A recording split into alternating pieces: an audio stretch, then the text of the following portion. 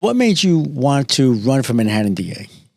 I'm in addition to being a lawyer, I'm a mom. I've lived in Manhattan for 30 years, and now my kids I have a son and a daughter. My son's 21 and my daughter's 24.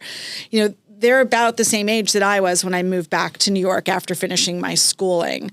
And, New York is appreciably less safe. Women, are afraid to take the subway late at night. They're, walking on the street.